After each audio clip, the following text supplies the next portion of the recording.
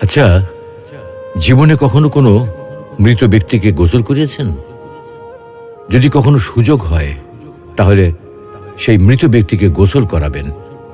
তখন খুব কাছ থেকে দেখবেন মৃত মানুষের দেহটা কতটা অসহায় লাগে, মৃত্যুর পরে মানুষের দেহ কতটা ভয়ের কারণ হয়ে দাঁড়ায়। সুযোগ পেলে রাতে লাশটা পাহারা দেবেন, তখন বুঝতে পারবেন প্রিয় মানুষটার লাশ রাতের বেলায় আপনার কাছে কতটা অদ্ভুত লাগে, কতটা ভয়ের কারণ হয়ে ওঠে, কতটা আতঙ্কের কারণ হয়ে যায়। সুযোগ পেলে মৃত ব্যক্তির শরীরে একটু হাত লাগিয়ে কিছুক্ষণ তার স্পর্শ নেবেন। আপনি তখন উপলব্ধির সুযোগ পাবেন এই পৃথিবীতে বিশাল প্রভা প্রতিপত্তি মৃত্যুর পরে কতটা নির্যাতনের রূপ নেয়।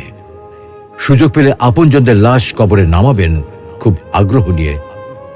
শেষবারের মতো মৃতদেহের মুখটি একবার দেখার চেষ্টা করবেন এবং বারবার উপলব্ধি করার চেষ্টা করবেন এই মৃতদের সাথে অনন্তকালের যাত্রার পথে এটাই আপনার জীবনের শেষ দেখা।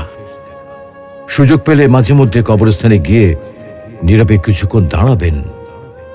এরপর মনে মনে চিন্তা করবেন জীবনের লাভ ক্ষতির হিসাব। এই মৃত মানুষগুলো এই পৃথিবীতে কি করে গেছেন, কাদের রেখে গেছেন। যাদের রেখে গেছেন তারা কি কখনো এই মৃত মানুষগুলোকে স্মরণ করার জন্য কবরস্থানের আশেপাশে একটি বারের জনকে দেখতে আসে? আমাদের জীবনটা বড় অদ্ভুত, বৈচিত্র্যময়।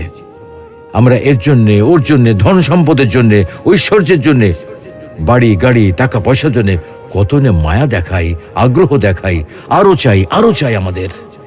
অথচ এই জীবনে আমরা মৃত্যুর কথা না ভেবে, পরকালের জবাবদিহির কথা না ভেবে কিভাবে আরো সম্পদ অর্জন করতে পারি সেই চিন্তায় বিভোর থাকি।